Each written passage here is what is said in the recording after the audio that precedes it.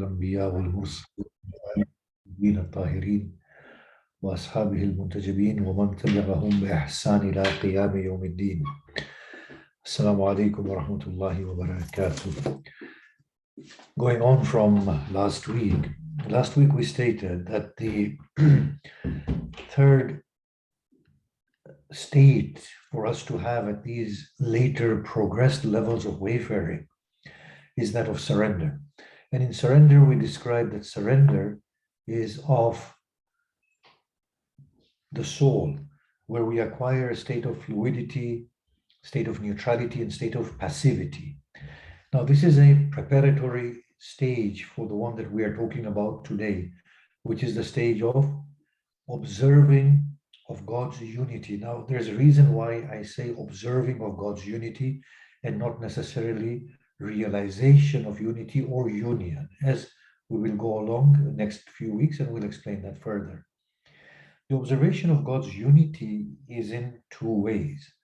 One is through deciphering the unity of existence through the mind, and the other one is experiencing it and through intuition or intuitively realizing it.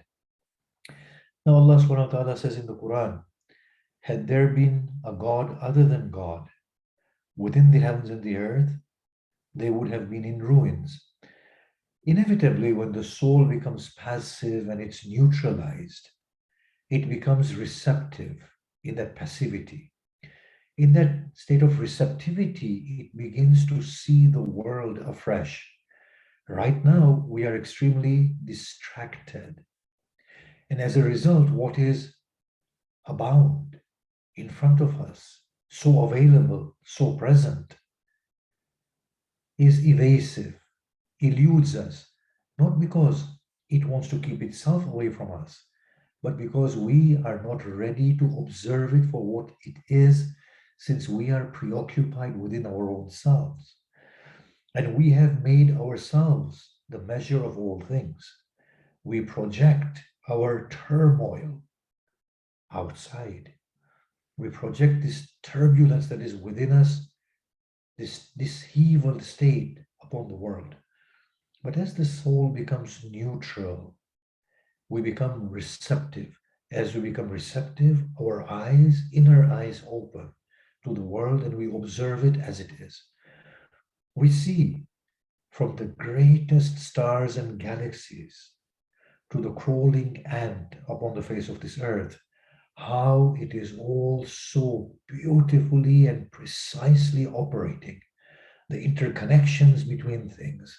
If one thing goes wrong, it has a knock-on effect on everything else. And we see indeed it's one existence. It is actually a thinking mind.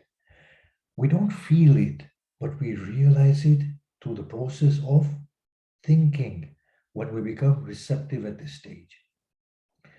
So we encounter this unity of God in terms of the unity of existence in its entirety. It's one thing to say, I have one God and no more than one God, who is the creator, who is the bestower, who is one and all as far as the authority is concerned. That is one thing. But to say that, oh no, it is not only the unity of God as the other who is the creator, there is unity in the entirety of existence. I see things as separate entities and separate existences. But when I look at them precisely, I see the way they are operating, so interconnected, beautiful, intricate balance, reciprocal relationship, symbiotic relationship that every aspect has with everything else. It is as if it is one thinking mind. This is what comes to the mind when the mind becomes receptive. Then we resort to the analogies that Allah gives. Allah, Nurus Samawati wal Ard. Allah is the light of the heavens and the earth. And we begin to see, yes, the whole of this existence is nothing of itself. If the light was switched off, nothing would appear.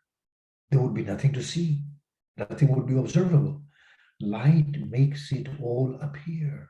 So the existence in its entirety is beholden to God bringing it into existence. He makes it all observable.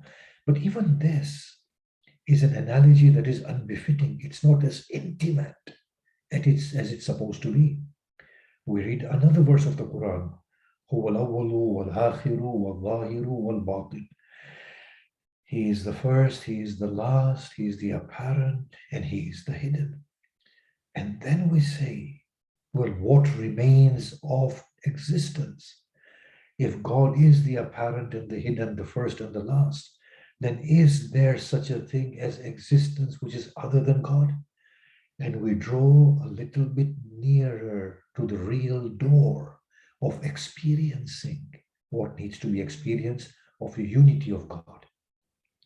We tread further, and then we begin to see, oh, it is not the question that I am me, abiding within an existence that is itself, that Allah is watching over us as the other. No, the relationship is far more deeper, far more intimate. The relationship is one of the wave and the ocean, where the wave riding on the back of the ocean has always felt that the ocean controls me. I have not seen the ocean at all. Now the wave opens its eyes and says, oh no, it is nothing but the ocean. I am an expression of the ocean. I am not real, whatever I've presumed myself to be. The ocean is the real one.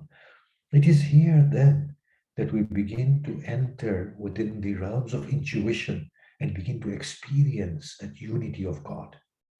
So there is a marked difference that we will observe between our previous state, when philosophically we derived the unity of existence by standing at the shores of the ocean, and we exclaimed how mighty are the waves. And then we looked again and we said, but nay, it is not the waves. It is a display of the ocean. That was our previous state. Now we are physically the wave riding up on the back of the ocean, and suddenly it dawns upon us, oh wait, it is the ocean. I am not. It is only the ocean. But even at this stage, when we begin to experience this beautiful meaning within ourselves, we are still the other, because the wave is realizing that it is the ocean. It has not relented yet to become the ocean. That is something we will talk of next week and week after. But so long as the wave is the wave, the otherness still remains. So that is why we have named this particular rank as the observation of the union, be it by the mind or experientially. So we begin to see, actually, I am observing not existence, the trees and the birds, the sounds and the sense perception. I am actually observing a conscious being. I am observing a mind as it's thinking away. And I too am a fragment of that thought that is within the mind that is thinking away. Here, therefore, the wayfarer acquires an intimate position with God, whereas previously he thought of God as the other, and he had to reach God. Then he came to a state, or she came to a state, where she or he realized that God is the one, and I need to let God emerge and show his beautiful self. At this beautiful stage now, the light is almost to destroy the observer himself. It is shining powerfully. As the verse says, Nurun ala nur, light upon light. Even if the fire touches it not, it is ready to glow. That becomes the state of the wayfarer, that he is ready to be burnt through these beautiful observations and these beautiful feelings. So what happens here now is, in practical terms, things begin to become different. As we begin to witness this unity of God in everything that is abound, at a personal level, we begin to see that the actions are the actions of God. The states are the states of God. At this point now, we relent and let go of things that preoccupy us. Life and death become one and the same. There is no distinction between the one and the other. For the being has connected with the truth. There is no sense of life or death of the body left anymore. Sickness and health become one and the same. Wealth and poverty become one and the same. There is no distinction between a state and another. These are all states beautifully generated by his wonderful expressions, and we are floating through them. They are no longer preoccupying us. We are no longer relating to them, and we no longer relate to them or interact with them in that way or intimately bond with these states. We just let them flow past. So whereas previously the thought of death gripped us, now death and life mean the same thing. Whereas previously sickness did not feel right, now sickness and health become one and the same. However, and poverty and wealth becomes the same. However, it has to be said that the previously negative states that we understood as negative become positive now. So when a person in this state encounters sickness, they feel a deep sense of pleasure because they feel now that in this progression towards union, after observing the union, God is absolving them of a veil in which they were entrapped. The veil of, I am healthy. And that would mean I am the body. Now when they fall sick, they say, I'm relinquishing my attachment with the body as I flow within intimacy and within union with God. And they feel that sense of deep pleasure because the soul has now detached from ownership of the body and body identification. So the body pleasure that was dampening their senses has floated away, and the soul feels that deep sense of pleasure of reception of God by relinquishing the hold on the body. This is the reason why we find a state of bliss and serenity prevailing upon the being of Hussein ibn Ali in his final moments. As the thirst increased, he was being quenched. As the pain increased, he sensed pleasure. As the poverty increased with the loss of his Abbas and Akbar, his needlessness increased. It's an amazing state that when everybody abandons us, we feel finally we've been freed because the veils have been torn apart. And now I see myself with the beloved. But still, there is that sense of I. But the I is losing itself slowly and gradually, and it sees itself moving in the folds of union with God. Here, when the thought of death comes, the soul opens its arms and says, Oh Lord, if that be pleasing for you, then take me. When enemies face, the soul says, Oh Lord, let this chest embrace the arrows in your love. Let me be faced, for this is the moment I wait for. When the heart is broken, the soul cries out, O Lord, you have liberated me from giving what is your right to other than you. It's a very, very noble state when a soul begins to encounter it. Ali Salamullah said, I have not seen anything, but I have seen God before it, behind it, above it, below it. It is this state that he talks about. Hussein Salamullah alayhi says in Dua Arafah, O Lord, should I be led to you by the observation of your handiwork, when I see your hand at work itself, when I see you prevailing over your existence, should your handiwork be more apparent than you yourself, O God? At a later point, he says, blind are the eyes that do not see you watching over them. O Lord, when were you far that I needed to come close to you?